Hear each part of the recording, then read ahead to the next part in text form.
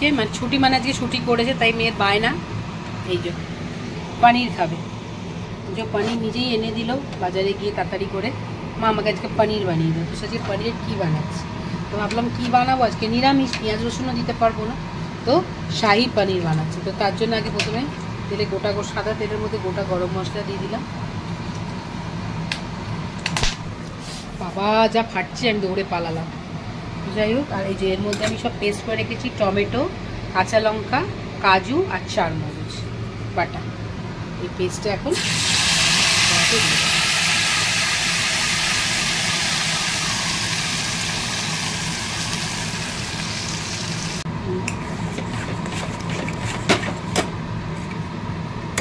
জলটাও দিয়ে দিই, ভালো করে কষতে হবে মশলাগুলোকে।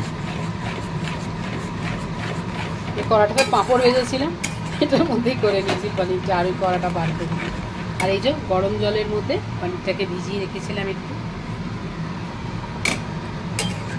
মশলাটা কষে স্বাদ মতো নুন দিয়ে দেবো। খুব বেশি নুন দিতে হবে না, একটু করেই দেবো, বাটার দেবো যেহেতু, নুন বেশি দেবো না।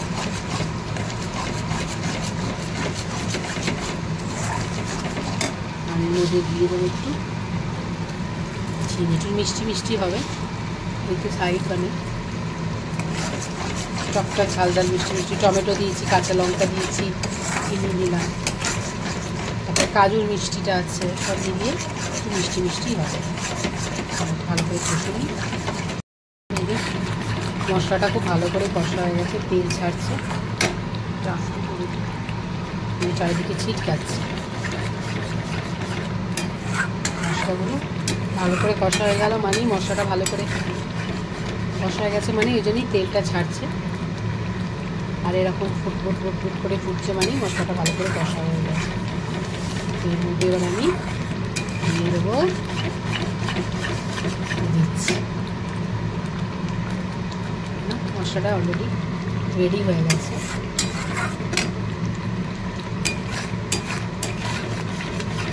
দেখো বলো পাঁচা ছিটকাচ্ছে না, ক্রিমি হয়েছে ব্যাপারটা, শাহি পনির। এবার এর মধ্যে আমি দিয়ে দেবো কেশারে ভেজানো, দুধে ভেজানো কেশর। কেশরগুলো দিয়ে দিলাম, কেশর দুধে ভিজিয়ে রেখেছিলাম।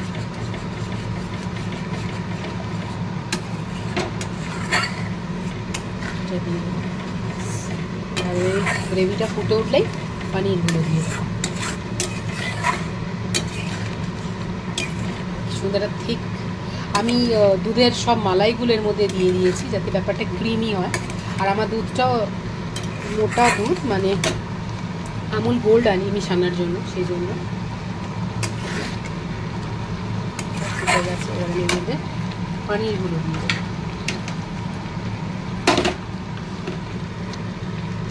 পনিরগুলো এর মধ্যে দিয়ে দেবো। পনির ভাজিনি, কাঁচাই দিয়েছি।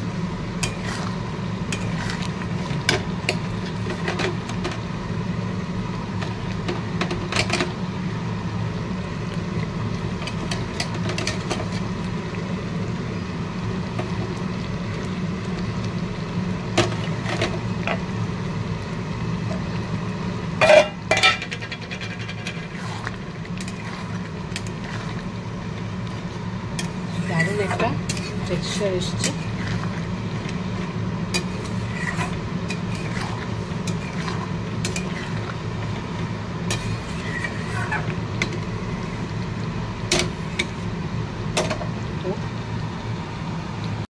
এর মধ্যে আমি অ্যাড করবো 1 চামচ বাটার। ব্যাপারটা শাহি, তাই জন্য একটু শাহি শাহি ফিল থাকতে হবে ব্যাপারটার মধ্যে।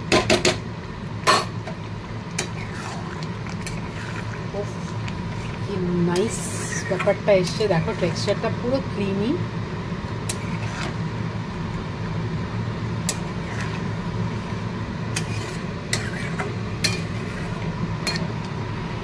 এবার একটু জাস্ট অল্প একটু ছড়িয়ে দেবো ঘি, কারণ শাহি পনির ব্যাপারটা একটু শাহি শাহি থাকতে হবে, তাই জন্য একটু ঘি, গন্ধটা খুব ভালো হবে। ঘিটা খুব অল্প পরিমাণে দিলাম।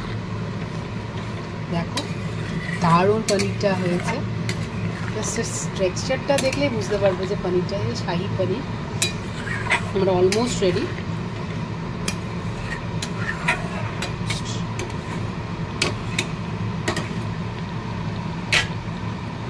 লাস্ট একটু কসুরি মেথি দিয়ে দিলাম ফ্লেভারটার জন্য, এর মধ্যে একটা রিচ ফ্লেভার আসবে এইটার জন্য।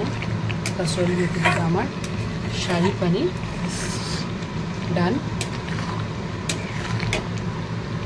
কেমন হয়েছে একটু কমেন্ট করে জানাবেন। আগেও বলেছি আমি আমার মতো করে রান্না করি, আমি গতানুগতিক নিয়ম জানি না, আমার যেরকম মনে হয় আমি সেরকমভাবেই রান্না করি। চলো আমার পনিরটা রেডি। কসুরি মেথিটা দিয়েছি যেহেতু একটুখানি এটাকে ঢাকা। আমার shahi paneer ready, ready to taste. So কেমন হয়েছে প্লিজ একটু কমেন্ট করে সবাই জানাবেন আমার শাহি পনিরটা কেমন হয়েছে। আমি আমার মতো করে বানিয়েছি, ঠিক আছে। দেখুন কি সুন্দর, কোনো হলুদ দিন কেশরের জন্য একটা হালকা ইয়েলিশ টাইপের একটা কালার এসছে, যার জন্য জিনিসটা দেখতে আরও ভালো লাগছে। টেস্টটা তো সানা ম্যাডাম খেয়ে বলবেন কেমন হয়েছে। যাই হোক আপনারা প্লিজ কমেন্ট করে জানাবেন যে আমরা শাহি পনিরটা যে বানালাম কেমন লাগলো। ঠিকঠাক মেথড ইউজ করেছি কি আমি আমার মতো করে ইউজ করি। তো যাই হোক শাহি পনির রেডি, চলে আসুন আমার বাড়িতে সবাই লাঞ্চ করতে।